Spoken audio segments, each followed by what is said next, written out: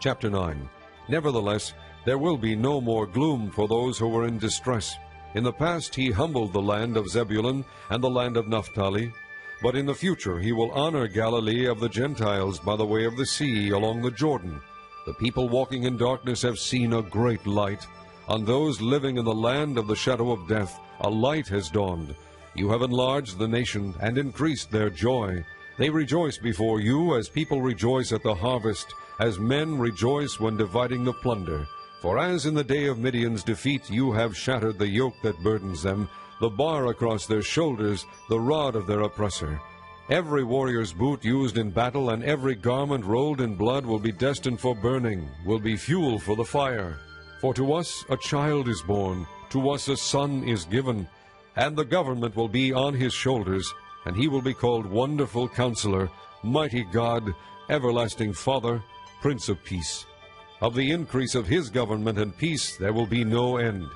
He will reign on David's throne and over his kingdom, establishing and upholding it with justice and righteousness from that time on and forever. The zeal of the Lord Almighty will accomplish this. The Lord has sent a message against Jacob. It will fall on Israel.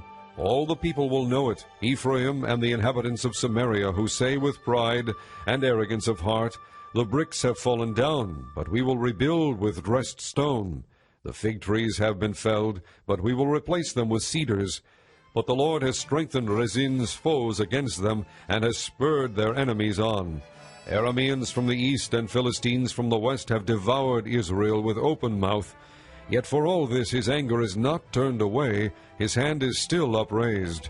But the people have not returned to him who struck them, nor have they sought the Lord Almighty. So the Lord will cut off from Israel both head and tail, both palm branch and reed in a single day. The elders and prominent men are the head, the prophets who teach lies are the tail. Those who guide this people mislead them, and those who are guided are led astray. Therefore the Lord will take no pleasure in the young men, nor will he pity the fatherless and widows, for everyone is ungodly and wicked, every mouth speaks vileness. Yet for all this his anger is not turned away, his hand is still upraised. Surely wickedness burns like a fire, it consumes briars and thorns, it sets the forest thickets ablaze, so that it rolls upward in a column of smoke. By the wrath of the Lord Almighty the land will be scorched, and the people will be fuel for the fire. No one will spare his brother. On the right they will devour, but still be hungry.